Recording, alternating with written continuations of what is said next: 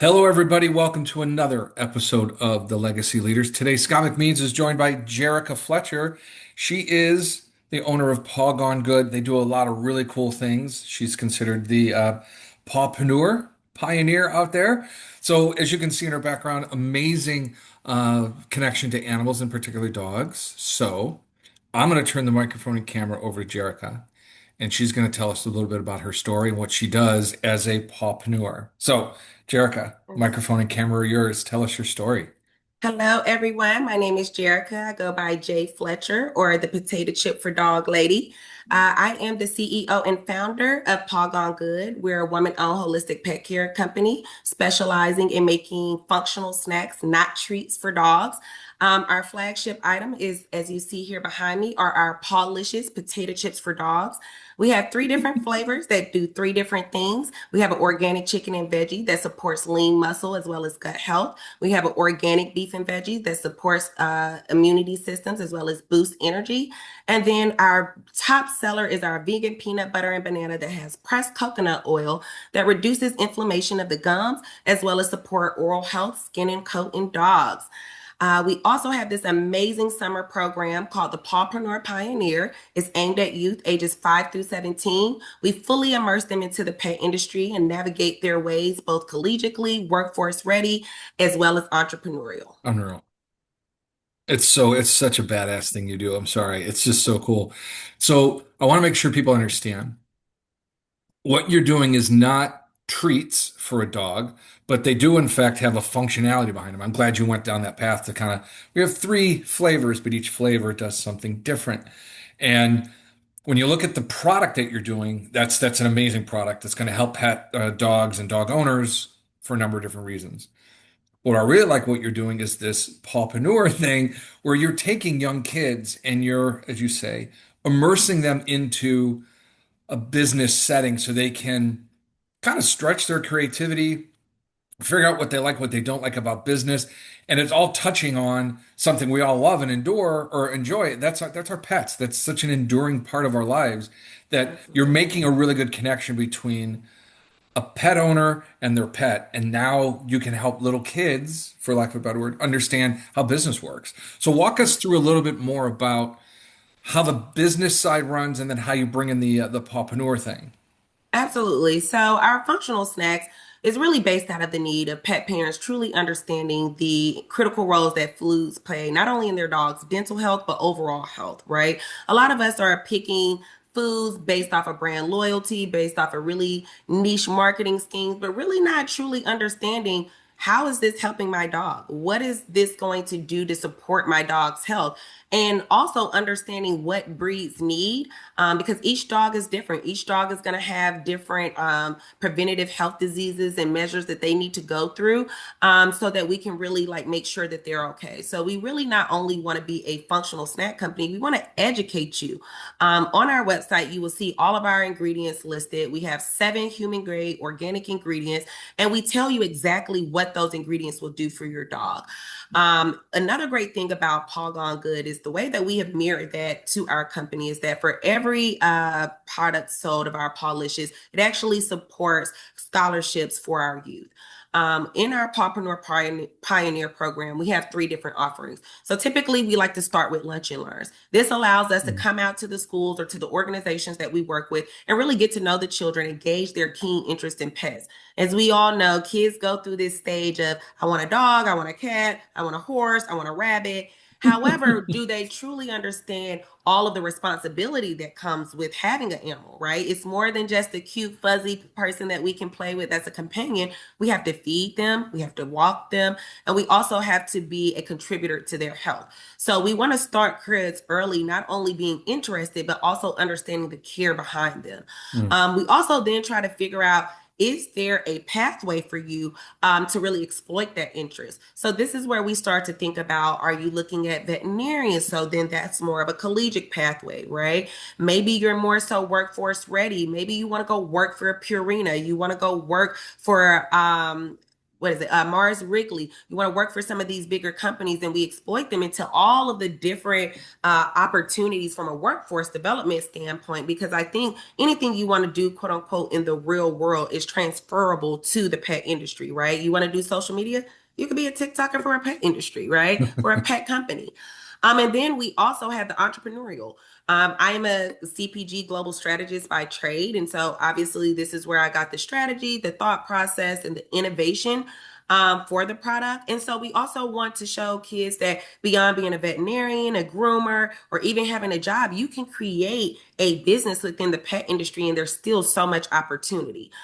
From there, we then have what's called a functional snack making class, where I have the opportunity to bring in industry professionals. This looks like authors, these are equestrians, these are vets, these are groomers, these are people that also own their own clothing line for pets.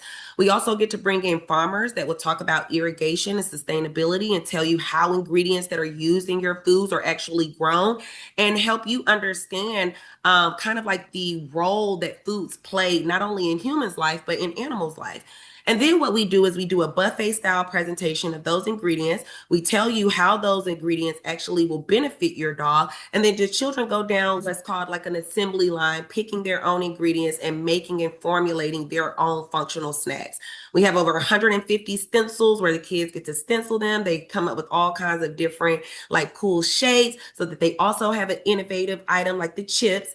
And then from there, we let them go ahead and dehydrate them. And then they move over to our packaging station where we then teach them how to do a guaranteed analysis. We talk about caloric intake based on their measurements of their products. And then they get to be really creative and create their own packaging. So it's a really, really fun class.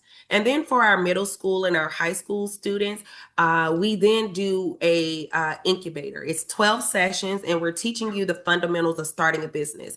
We're talking marketing, branding, putting together a business plan, putting together pitch decks. We also have a farmers market where we partner with the local city to do a kids farmers market where the kids really get that entrepreneurial experience of showcasing their products to the greater public, gaining feedback, but even more importantly, making a little money. Because that's going to be really important for our next venture, which will be our grand pitch contest that we do at our annual event every year called the Met Pet Gala. This is where we invite all of our participants from our functional snack classes, the lunch and learns, as well as the incubators. We give about 6 to 8 children an opportunity to pitch their idea and product very Shark Tank style to community members. And then we together make a pot to then create a grant to help them with the continuum of their business. Also, great gives an opportunity for the local community to see what we're working on from the pawpreneur side, see what the children are working on from the entrepreneurial side, and then community leaders come together so that we can continue to expand our reach and create impact within the pet industry of our cities. This is insanely cool. Thank you. I appreciate Uh, it. Jay, it's just a neat thing, and what I'm just explaining to myself, right? The Pawpreneur program. You educate, then you allow them to be exposed to and engaged in how it works, and then you give them an opportunity to showcase their own thought process towards what would their business look like. And one of the things I wanted to share with you, I thought was really cool, is you have this buffet style with all the different ingredients, and they can read off of, all right, this ingredient does this for a dog. This ingredient does it. So for me, my dog at home really needs these three things. I'm going to design Absolutely. this snack to be specific for my dog. But how many other dogs Absolutely. out there have that same thing? And then they realize, oh, that could actually be a business, right? And that is the goal. So this is why we try to set them up Yeah, with a funnel, right? Versus just throwing you into a snack class or just throwing you into an incubator. We're engaging you. We're understanding what your pathway is. We're able to find ingredients because, of course, the children tell us what type of animals they have and how old their dogs are, the breeds that they have. So we really try to customize the experience to that yeah, organization and their youth so that we have all the things that they need. And that also helps me pick the industry professionals that will create those lanes. So if I know I have a lot of children that are interested in veterinarian, I'm going to invite a vet. If I have somebody that's interested in horses and farm animals, I'm going to invite somebody that's probably a farmer and works with horses, right? So it really helps us customize the experience and continue to build and grow with the children. Even more importantly, we think about the post success of the program, right? We don't want it to be a one and done. After that, we then pair you with a mentor that really is going to dedicate at least 16 weeks of making sure that we have a funnel for you to go through. We pair you with resources, we pair you with community members, we invite you to events, we curate events for you so that you really truly understand kind of what you're getting yourself into and that you have a clear pathway to get there. And as we mentioned, the way that we do this a lot of times is we do seek funding from our corporate sponsors. We have gotten grants from the city because we like to work with organizations that have populations of youth that are either underrepresented, living 150% below the poverty level, to really give them the exposure, not only to representation, but Yeah. also to knowing that someone in their own community was able to create such an impactful business. So on the back of all of our packaging is a QR code that has Chips for Change, which is our initiative to bridge our company with the Pawpreneur Pioneer. So not only are you buying an item that's really good for your dog, that's going to help with its health, you're also investing in the next generation of entrepreneurs that will continue my mission. Love that. The next generation investment is probably one of the coolest things that we can do right now, right? Because Absolutely. we got plenty of people that are creative enough to have their own business, but they don't know what to do. And when they Right. get there, how do I fix it or how do I make this thing work? So Right. I love the idea of the next generation investment because that's where we have to go next is some new creative minds coming up with new ideas to build businesses. As we're That's right. speaking about this, Jerrica, I want to know from your experience building your business, what's been the biggest challenge you've had to overcome that you think the audience would be interested in learning so they can say, wow, she's been there, done that. I don't have to do that. I'm going to learn from her experience. So, what is something that pops in your brain as far as a really good challenge? Number one, I think that most entrepreneurs of consumable products or product-based businesses miss is that you absolutely need a exit strategy the day you start your business. Many entrepreneurs going to entrepreneurship because we want financial freedom, we want the ability to make impact. However, we never really know how we're going to leave that, right? We don't Hmm. know if the company is going to be acquired. We don't know if we're going to pass it down. And when you think about that, that really sets up the trajectory of your company. So that's number one. Number two is marketing, marketing, marketing. Before you invest into a website and before you invest in your inventory, invest in marketing. One of the things that I wish I would have done is before I really invested into packaging and creating this product Hmm. was to run an ad based off of a mock-up, a render, right? You can get on Fiverr, Upwork, pay $20 for a mock-up, and then create a landing page, right? After that landing page, what I would do is I would then start running ads and create a couple of different concepts, different price points. And when people then click on the ad to buy now, it should generate somewhat of a we're not available, we're out of stock. Not only do you get to capture customer data, you get to see who's buying it, what time they were Hmm. looking, and also how much they were willing to pay. But you also capture their email address, right? Before you even invest into the product. If you really want to get snazzy, do a pre-book, right? Hey, this product is going so fast, pre-book it for $1 so you can be guaranteed. Now you can also make money up front ahead of time without necessarily putting a lot of money in inventory that's not going to sell. That also gives you a chance to pivot if you realize that the ads aren't working. And then I would say for me personally, one of my biggest challenges is that my product has been handmade for 6 years. I came up with such a great idea that didn't exist that I also didn't have a manufacturer, right? So that became very much a challenge for scale and growth. But what I will say is that when you get into business, you have to have a passion over profits mentality. Hmm. This is what's going to keep you in the game. This is what's going to keep you resilient. And after 6 years of just constantly searching and finding and getting discouraged and like having to turn down deals because we didn't have the capacity, we finally found a manufacturer. Now, of course, through this last 6 years, it's felt like, you know, a Yeah. 1,000 years, right? It's easy to get discouraged. It's easy to say I'll forever be a small business. However, the passion exceeded the profits.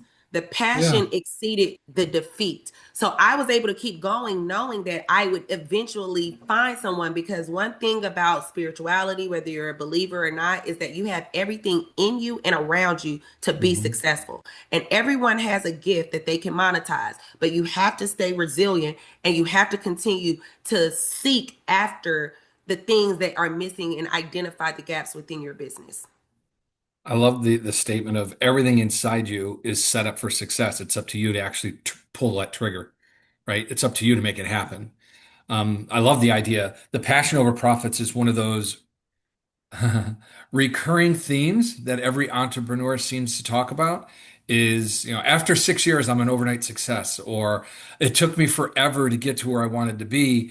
And now all of a sudden I'm a success, but man, I took 6 years to get here, right? That's the part that nobody pays attention to when they think about a small business being a successful small business about to scale into a completely different stratosphere is, oh my God, you're so lucky. No, I would consider myself lucky, but I would say my hard work and my passion really took over. It wasn't necessarily the luck. What are your thoughts? Yeah, I think that anything worth having comes with risk, but there's great reward at the end of risk. And Yeah. again, you have to be resilient. You got to be able to take a no, right? And sometimes people have to understand in business that a no may be not right now. A lot of times I meet the most unsuccessful business owners are the business owners that say, "Well, I'm not going to keep nagging them. I'm not going to keep reaching out. I'm not going to keep going to the events." You have to. Nobody's going to be more passionate about your business than you, right? You have to continue to show people how you're elevating, how you're progressing. People buy from people they like, right? Yeah. Period. A lot of people don't believe that, but it's true. In order for you to even be able to sell a product, sell a service, you have to sell yourself. People have to believe in you. And the way people believe in you is they see you trying. They see you keep going. They see you not being defeated. Of course, we all get discouraged, right? We all have those moments where we're thinking, I really quit my job to do this, right? And it's like, yes, you did, but there was something again that was inside of you that knew that you were greater and more purposefully used in something that would create more impact, which is where our businesses are usually formed. So for me personally, as a believer as well, I don't believe in luck. I believe in divine alignment and I believe in purpose. Divine alignment's a good one. The one comment that you made, I want to make sure that people touch on this, right? Number one, show up. Number two, show your passion. Number three, show you doing you, and people will fall in love. That's just the way it works. Absolutely. Yeah. So when we're talking about divine intervention, right? What are some of the stages of your career that you would speak to as a really good lesson that you learned? I mean, we talked about the challenge, right? And that's, get your exit strategy. What are you going to be when you grow up as a business? Market, market, market, and then figure out how to scale. But when you're talking about a business lesson, what is something that over the years, whether it's, time, money, people, or motivation, what is it that has really hit you the hardest and think that's a lesson I wish somebody else would learn before they have to actually experience it?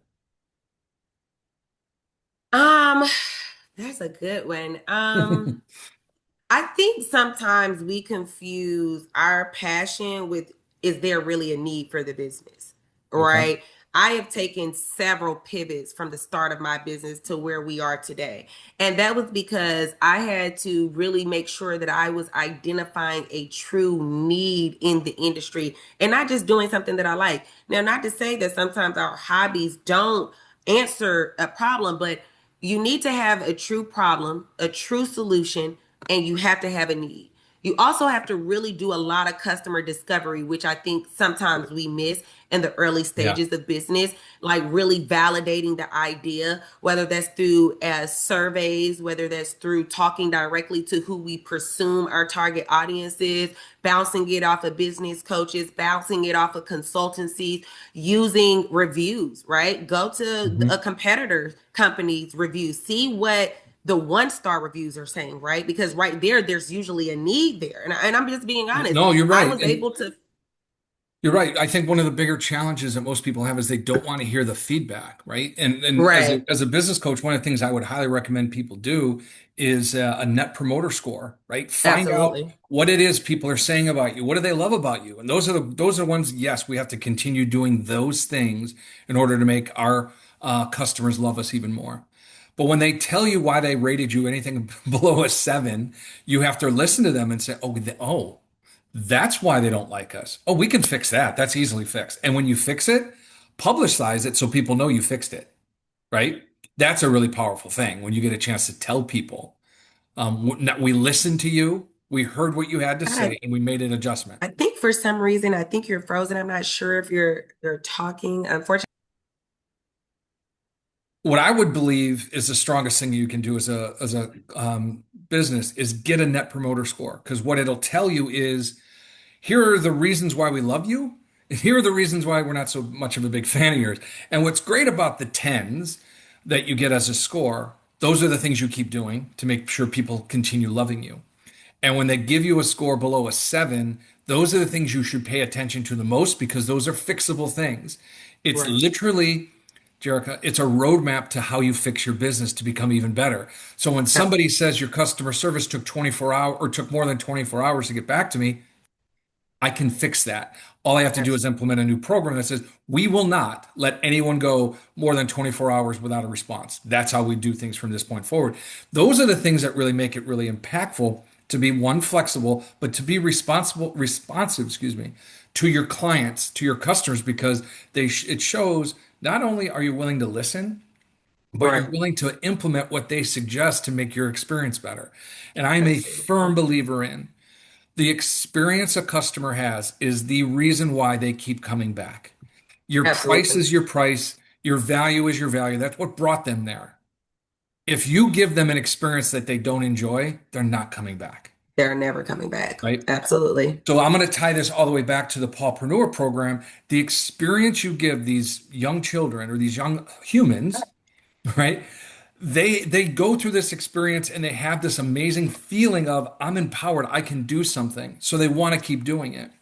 Imagine if you Absolutely. did a program that didn't have an encouraging factor to it, wasn't engaging. They just, oh, thanks so much. And they don't talk about it with mom and dad. They don't talk about it as opportunity. They kind of let it go. And that's what we have. And we talked about this briefly earlier. This is what we have in society today is there's very few people willing to mentor and teach others because the engagement is so low because nobody has an interest in anything unless they can make money.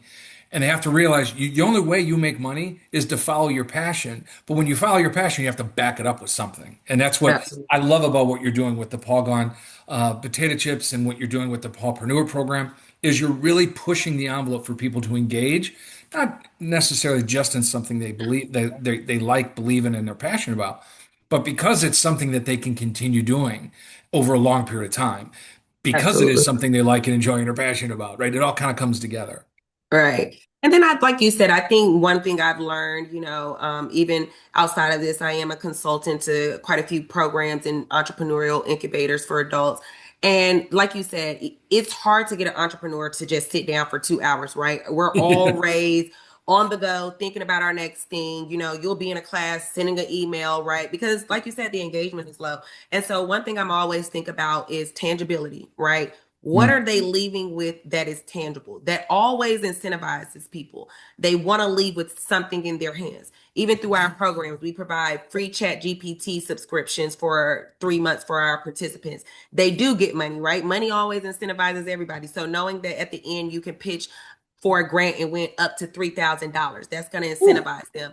Knowing that you're going to make a prototype in my class, right? You're going to be hmm hands on, getting, learning from other people to teach you how to make products. We've had kids make trucker hats. We've made kids that made collars. So to be able to be creative and do something that's never been done before is also incentive, right? And then now getting to go out into the public. That's the best part.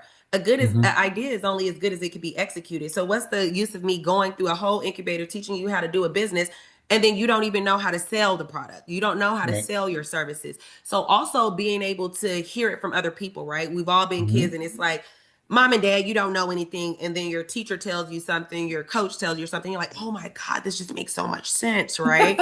So being able to get out in the public through our vendor pop-up shops, which is farmer market style, we do it for about 3 hours, and they're literally out there with tents, their own table, their own setup, and they're selling their products for their business, and they're talking to true consumers.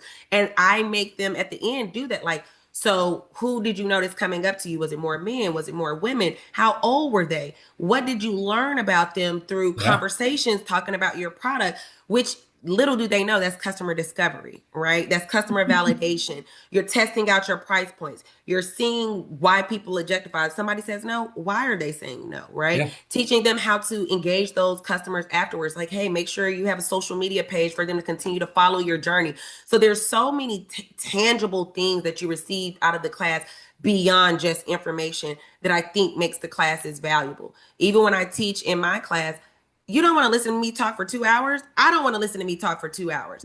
And some of the best information that we get is listening to other entrepreneurs as Mhm. an entrepreneur, right? Listening and sharing best practicing, sharing failures. And so in my 2 hour classes, I talk maybe 45 minutes. And then I always have a group activity, right? Let's base what we're talking about in the real world for a bigger company, right? So I know one we had to do, like this last class that I taught, we had to think about successful companies and their mastermind groups. So I was teaching a team building class, and I talked a lot about mastermind groups and how important it is. And so they had to choose from successful companies and companies that fail. So we had companies like Airbnb and Netflix up there, but then we also had companies like Blockbuster. Where did they fail? Where was the gap? Yeah. What could they have done better? Who was the firefighter and who was the fire lighter in these organizations to take it up a notch? Because it's always easier to see it in someone else, right? We can Yeah. always look at somebody else's company and say, oh, they should have done this.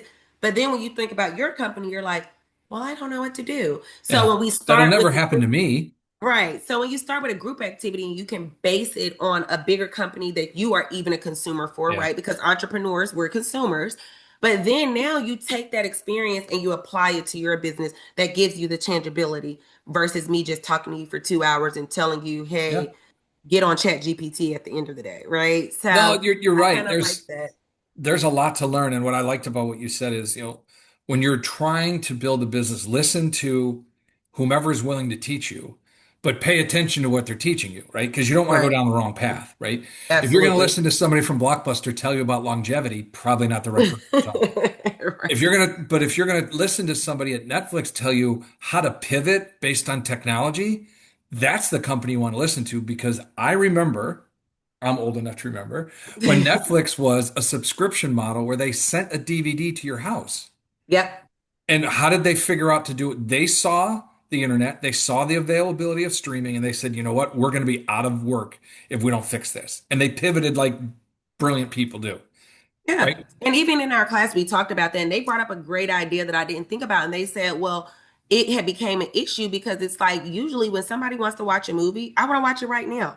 I don't want to wait for it to come in the mail for three Right. days, right? So they changed the model from, okay, people want instantaneous, right? That's one thing about America. We want things now and Mhm. right now, right? So they were able to pivot based off of the convenience of the market. They know that, hey, if I want to go watch a movie, I could just go to the movie theater Right. and watch a movie within the hour, right? So they were able to pivot to say, people don't want to wait 3 days to get something in the mail. And then, the damages and, the damage to the CDs and the transport and things getting lost in the mail, which caused even more Oh, that delays. headache. Now you Yeah. can just get it right there. So even from a cost standpoint, they're not investing in packaging, they don't have to ship. So it was a transformative business model that helped the company, but also alleviated the pain points of the Oh, customer. yeah, they stretched the idea of like you said, immediate entertainment to levels we never thought were possible. Right? Either you had to Absolutely. pay a ton of money to be a pay-per-view client, or you just had to wait for something to come out when it came out. Now they got movies that were out in the theater 2 months ago, right? I mean, it's Right. an amazing perspective. All right, we've got a Absolutely. couple minutes left, and I have one question I want to ask you to finish up if we can. Absolutely. I'm going to put Jerrica in a time machine and send her all the way back to the point where she meets an 18-year-old Jerrica. Mm. What's that conversation sound like? You are going to be down a path you never thought you were going to go. Hmm. You have to stay the course. Yeah. You need to disconnect and disengage from anything that doesn't serve you, people, places, things, and behaviors. And you are going to have to understand that life is a series of relationships. The relationship with your car, with your family, your job, where you live.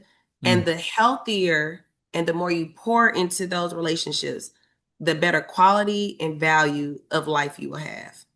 Oh, love it. Absolutely love it. Jerrica, thank you so much. This has been awesome. And I just love what you're doing from all the different perspectives, from the product, from the Pawpreneur program, and just you as a person with your philosophy on what it would be like to talk to your 18-year-old self. That alone is pretty telling about who you are. So thank you so much for sharing. Thank you for having me. This was so fun. I was nervous, so Don't hopefully it be. You didn't were show too fantastic. much. All the information you will ever need to get in touch with Jerrica and the folks over at Paw Gone will be in the description down below. Highly recommend you click, get your puppy dog something nice to snack on, and make sure it's the right snack for them based on what they're looking for. Awesome job. Thanks so much, Jerrica. We'll see everybody on the next episode. All right, thank you.